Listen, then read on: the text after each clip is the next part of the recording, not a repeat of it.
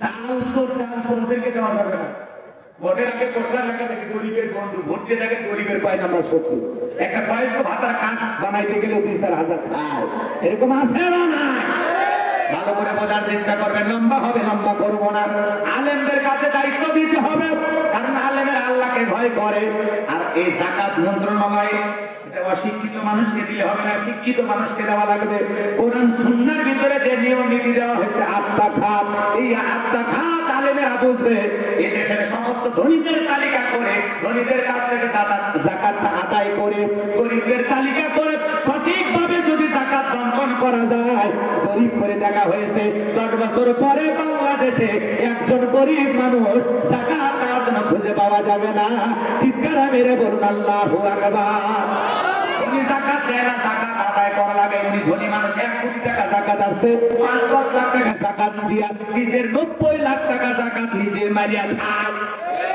ইনি বড়লোক মানুষ, 10 লাখ টাকা যাকাত আসছে, 2-3 লাখ টাকা দিয়া নিজের 6-7 লাখ টাকা যাকাত নিজেই মারিয়া খায়। এদেশের অধিকাংশ ধনী হিসাব করে যাকাত দেয় না। তখন ঠিক কি না? তাহলে ধনী যাকাত দেবে না, যাকাত আদায় করা লাগবে। 2 মিনিট একটা ঘটনা বলি, মন খারাপ করবে? আল্লাহর নবী মুসা আলাইহিস সালাম কারুনকে যা বলে, কারুন যাকাত দিতে হবে। কারুনকে বলে আমি যাকাত দিতে পারবো না। আল্লাহর পয়গম্বর থেকে বলে যাকাত না দিয়ে যাকাত আদায় করা হবে। মুসা নবী রাগ কম না বেশি? যে নবী রেগে গেলে মাথার টুপি ভেদ করে চুল খারাপ হয়ে যায়। বলুন আল্লাহু আকবার।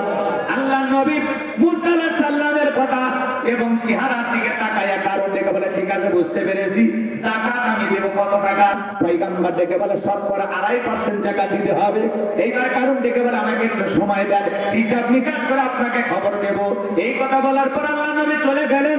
কারণকে আল্লাহ পাক এত সম্পদ দিয়েছিল, 70টা উত্তর চাবি বহন করতে। চাবি যদি এত হয় তালা কত, আর তালা যদি এত হয় সিন্ধুকে মাল কত, ছোট মাথায় ধরবে না। এই কারণের বিপুল অর্থ ছিল বাজানগো আমার। এইবার কারণ তার সম্পদ হিসাব নিকাশ করে দেখে, কয়েক হাজার কর্মচারী দিয়া দিনের পর দিন, রাতের পর রাত যদি যাকাত দেওয়া হয়, এরপরে টাকা ফুরাবে না, এত পরিমাণে যাকাত আসছে। এমনি তো কৃপণ, পায়ে স্যান্ডেল দেয় না ক্ষয় যাবে বলে, গায়ে জামা পরে না ছিঁড়ে যাবে বলে, সেই কৃপণকে এত টাকা যাকাত দিতে পারে না। এইবার কারণ একটা গভীর ষড়যন্ত্র করলো। এলাকায় একটা পতিতা মহিলা ছিল, নাম হলো সবদা। এই সবদা নামে 2 নাম্বার মহিলার কাছে যা বলে, সবদারে আমার একটা কাজ করে দিতে হবে, বিনিময় করে 2 বস্তা টাকা দেবো। অ্যাডভান্স হিসাবে আজকে 1 বস্তা টাকা দিয়ে দিলাম, আর কালকে সাক্ষী দেওয়ার পরে আর 1 বস্তা টাকা দিব। বিনিময় আল্লাহর নবী মুসা আলাইহিস সালাম যেই মজলিসে দাঁড়ায় ওয়াজ করতে বয়ান করবে, আল্লাহর দিকে মানুষকে আহ্বান করবে, ওই ভরা মজলিসে দাঁড়ায় একবার শুধু বলবি, মুসা নবী দিনের বেলা ওয়াজ করে আর রাতের বেলা আমি সবদার সাথে রাত কাটাই। বাস এতটুকু কথা বললে যথেষ্ট, বাকি যা করার আমি করবো। 2 নাম্বার মহিলা সবদা রাজি হয়ে গেল। পরের দিন সকালবেলা আল্লাহর নবী মুসা আলাইহিস সালাম হাজার হাজার জনতাকে আল্লাহর দিকে আহ্বান করতেছেন, আল্লাহর দিকে দাওয়াত দিতেছেন।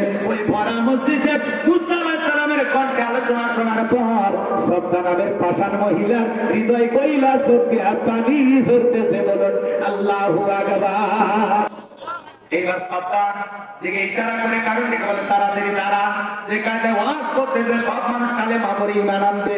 সবদা বলে আরেকটু শুনে বলে না, শুনতে দেওয়া যাবে না। 2 জন লোক পাঠা দিল, তাড়াতাড়ি সবদাকে দাঁড় করিয়ে দাও। ওই 2 জন লোক এসে বলে সবদা কতটা লাভ দিতে না, 1 বস্তা টাকা দিয়েছে, আর 1 বস্তা টাকা রেডি আছে, তাড়াতাড়ি সাক্ষীটা দিয়ে টাকার বস্তা নিয়ে বাড়িতে চলে যাও।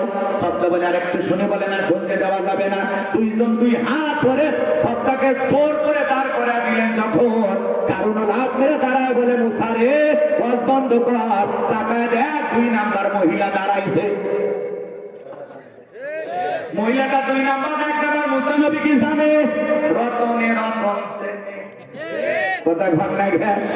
এবার ডাইরেক্ট বলতেছে মুসা ওয়াজ বন্ধ কর। তাকিয়ে দেখ 2 নাম্বার মহিলা দাঁড়াইছে। আজও পৃথিবীর জমিনে আলেম ওলামা যখন হক কথা বলে, সুদের কথা বলে, ঘুষের কথা বলে, জিহাদের কথা বলে, আল্লাহর আইন দিয়া এই সমাজ রাষ্ট্র পরিচালনা করতে চায়, কোরআনের রাজ কায়েম করতে চায়, এক শ্রেণীর লোক ডাইরেক্ট বাধা দিয়ে বলে হুজুর আপনার ওয়াজ লাইন ছাড়া। হুজুরের ওয়াজ লাইন ছাড়া না, তোমার জীবন লাইন ছাড়া, তুমি একটা তার সেরা।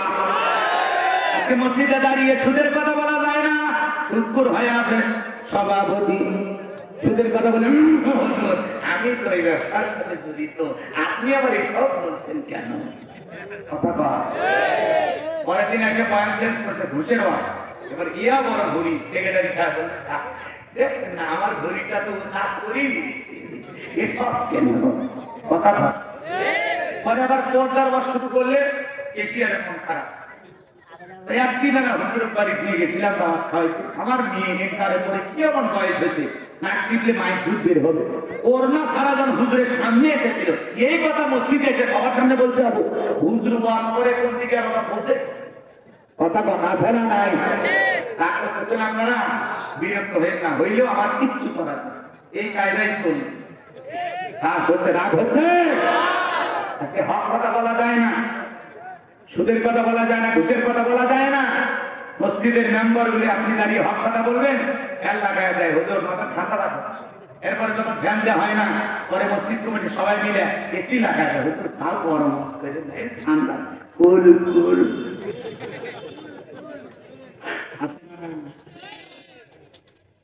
রসুল সিরকা দিয়েছেন, আপনার ঘড়ি চাপানো দেন, আর আমাদের উপর এসি করে। কি শান্তি, কি আরাম। ইমামতি করা মানে মসজিদ কমিটির গোলামি করা না, আমরা গোলামি করি আল্লাহ আর ওটা রাসূলুল্লাহর মেম্বার। ওই জায়গায় দাঁড়িয়ে হক কথা বলা লাগবে, চাকরি না করা যান, কথা বলা ঠিক না।